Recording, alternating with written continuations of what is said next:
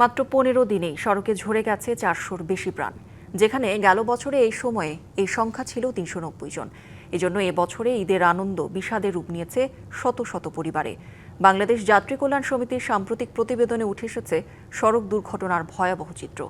সংস্থাটির দাবি, পরিবহন মালিকদের প্রেসক্রিপশন অনুযায়ী পরিবহন মন্ত্রণালয় চলায় সড়কে শৃঙ্খলা ফিরছে না, ফলে বাড়ছে সড়কে দুর্ঘটনা ও প্রাণহানি। প্রতি বছরই ঈদের ছুটিতে সারা দেশে সড়ক, রেল ও নৌপথের দুর্ঘটনা ঘটছে। এতে প্রাণ হারাচ্ছেন শত মানুষ। একই পরিবারের সবাই, এমনকি সবাইকে হারিয়ে শুধু বেঁচে রইল শিশুটি, এমন খবর প্রতি বছরই শিরোনাম হয়।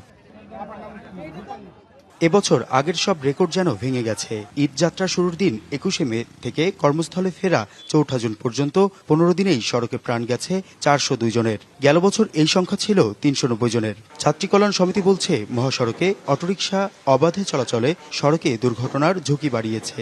সঙ্গে বাস মালিকদের অতিরিক্ত মুনাফা আদায়ের মানসিকতায় অদক্ষ চালক দিয়ে গাড়ি চালানোর মতো পুরনো সমস্যাগুলো তো রয়েছে।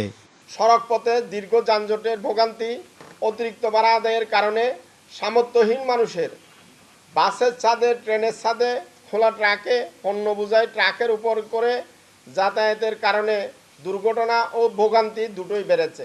গত বছরের তুলনায় সড়ক দুর্ঘটনা 3.95%, প্রাণহানি 3.07% এবং আহত 9.47% বেড়েছে। নগদ নিয়ে এলো হার না মানা হার অফার। সর্বনিম্ন 10,000 টাকা রেমিটেন্স নগদে পাঠালে থাকছে স্বর্ণের হার জেতার সুযোগ। পরিসংখ্যান বলছে, এবছর সড়ক দুর্ঘটনায় শীর্ষে মোটরসাইকেল আরোহীরা।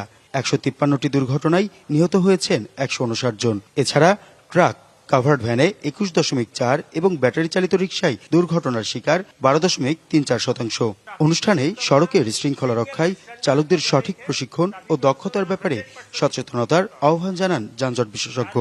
মালিক শ্রমিকদেরকে নিয়ন্ত্রণে আনতে হবে। মালিক শ্রমিকরা সরকারের বিভিন্ন এজেন্সির উপর যে নিয়ন্ত্রণ করার জন্য একটা আকাঙ্ক্ষা সৃষ্টি হয়েছে বিগত 15-20 বছরে, সেটা থেকে বেড়ে আসতে হবে।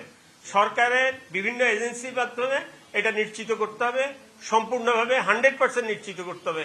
ঈদকেন্দ্রিক স্বল্পমেয়াদী উদ্যোগ নয়, দীর্ঘমেয়াদী পরিকল্পনা, আধুনিক গণপরিবহন ব্যবস্থা, প্রযুক্তি নির্ভর সড়ক নিয়ন্ত্রণ এবং চালকদের প্রশিক্ষণ নিশ্চিত করলেই দুর্ঘটনা কমানো সম্ভব বলে মনে করে যাত্রী কল্যাণ সংস্থা। এবং রাস্তার মেরামত। হাসিব পান্থ, ডিবিসি নিউজ, ঢাকা।